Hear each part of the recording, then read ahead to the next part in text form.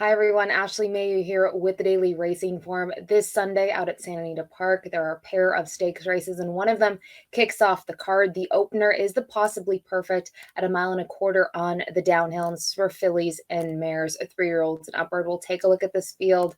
It's an interesting group. There's some horses that are going to get some class relief, other horses that are going to maybe cut back in distance or try, another hand at the stakes level. So we'll kick it off with the horse on the rail, the number one, Zara Rot. This one out of the Vladimir Serin barn. Was fourth last time out in the Santa Barbara that listed $100,000 stakes. We're actually going to take a look at that race. A couple of runners come out of it, including Queen Temple. She's the 5.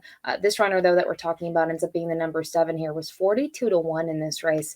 Not the same about Queen of the Temple, about 2-1 on that one. And just looking at the stretch run here, Queen of the Temple is going to be able to get by Exit Soul in the end. You can see the 3 had a little bit of traffic. And then in terms of Zara Rot, this is a horse that, to me, just flattened in the stretch. But with that said, you look at the races that she was coming out of.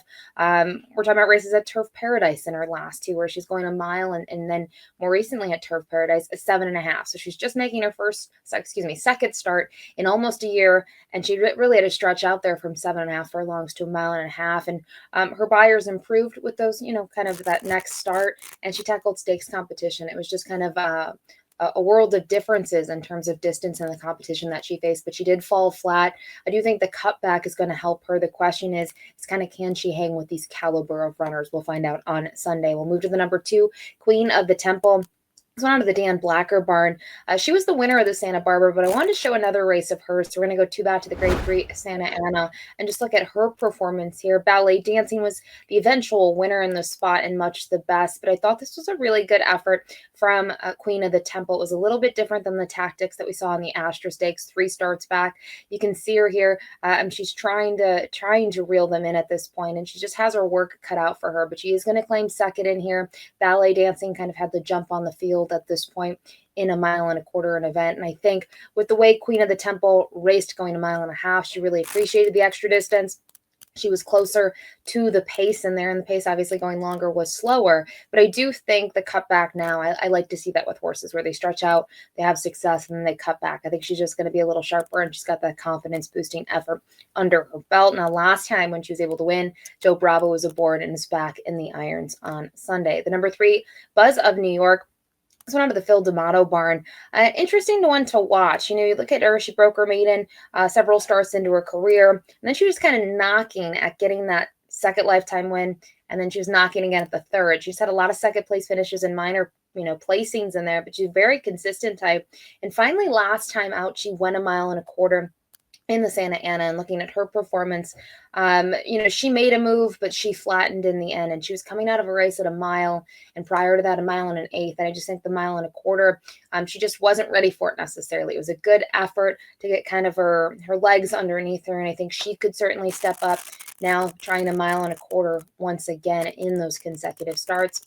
Number 4, Nezh Blanche. This one out of the Leonard Powell barn. Very impressive, earlier in her career. And you can kind of see in her last 2, she has fallen a bit flat. More recently was in a Grade 1 event, the Rodeo Drive. Was close to the pace as we've seen several times from her before. And she faded in that 1.25 miles event. Prior to that, similar story. I think she's needed a couple races to get going. Now, with that said, she needed those races, really wasn't competing. It was kind of deep waters, and now she's been on the shelf since October. But look at the barn. They do well off the long layup. You kind of go down the page, and she's been able in the past to perform off a layoff. The question is, how long of a layoff? We haven't really seen this from her in recent times, but let's not forget in 2022, she did win this race. She was the pace setter. She was able to take them gate to wire. So it'll be interesting to see which tactics she show. You look at her record at the distance, it's actually lackluster in terms of wins, but I think with the way her last couple efforts have gone, I like that they're going to stick with the 1.25 miles for now and see if maybe they'll go to 1 3/8 and 1.5 miles, depending how the racing calendar sets up. And I think if she's forwardly placed in here, they're going to try to mow her down in the stretch. Then rounding out the number 5, Australia Mia. This one out of the Michael McCarthy barn. A little bit of a head scratcher. Ran pretty well here after coming over from Chile. In the Astra, was third after kind of pressing the pace and just fading a little bit, going 1.5 miles. And for her, she'd primarily been 1.25 miles type, or even a little shorter than that. She showed nothing next time out. You can see she failed as the favorite. She was eased and walked off. Then more recently, she took some respect. She wasn't favored in there, but 4-1. just really never got rolling. Now, she only missed by 3 lengths in the Golden Poppy, and that was at Golden Gate. So she's going to get back to Santa Anita.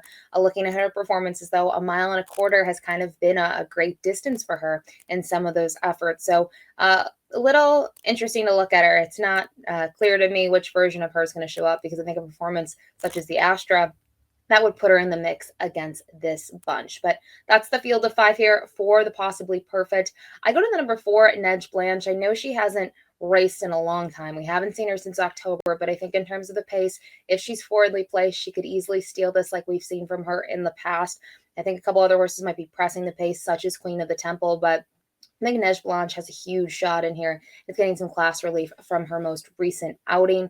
Then from there, the 2, Queen of the Temple, I think just looking at those last 2 or 3 efforts, she's always been knocking on the door. She was able to win last time out on the stretch out, going to cut back again. Dan Blacker's having a great meet. And then the 5, Australia Mia. I mentioned I don't know what to do with her.